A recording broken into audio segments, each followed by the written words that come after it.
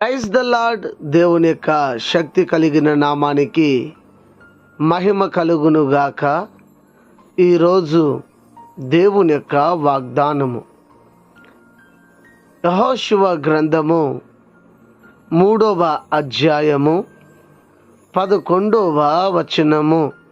జీవం గల దేవుడు మీ మధ్య ఉన్నాడు అని ఇక్కడ రాయబడి ఉంటున్నది.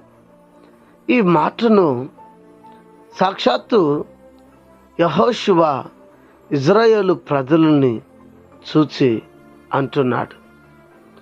దేవుడు లేరని అధైర్యము చేత కృంగిపోయినటువంటి ఇజ్రాయేలుతో ప్రజలను చూసి యెహోషువ అంటున్నాడు, జీవం కలిగిన దేవుడు మన మధ్యలో ఉన్నాడు, మీ మధ్యలో ఉన్నాడు.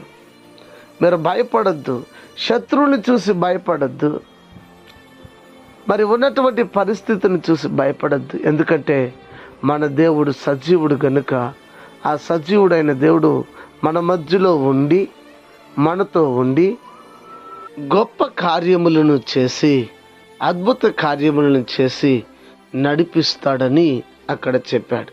అన్నట్టు నీవు కూడా నీ మధ్యలో దేవుడు ఉన్నాడు, మీ సంఘంలో దేవుడు ఉన్నాడు.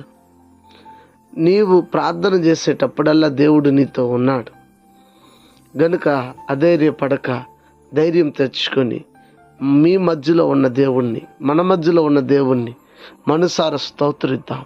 దేవుడు లేదని చెప్పుకుని మరి బాధపడడం మానివేసి దేవుడు నాతో ఉన్నాడని ధైర్యంతో ముందుకు కొనసాగుదామా? ప్రార్థన. పరిశుద్ధుడా, ప్రేమ స్వరూపి, శ్రేష్టమగు నామమునకై కృతజ్ఞతలు. ఉదయకాల సమయమందు మీరు మాతో మాట్లాడారు, అందులకే వందనాలు. అనారోగ్యం చేత ఉన్న వారికి ఆరోగ్యము, ఆర్థిక ఇబ్బందులో ఉన్న వారికి విడుదల, రక్షణ లేని వారికి రక్షణ ఇచ్చి ప్రతి వారిని నీ రాకడకు సిద్ధపరచమని ఘనత మహిమస్తుతి మీరు పొందమని క్రీస్తు పేరట వేడుకొని ఈ ప్రార్థన సమర్పించి అడిగి వేడుకొని నాము తండ్రి, ఆమెన్. God bless you.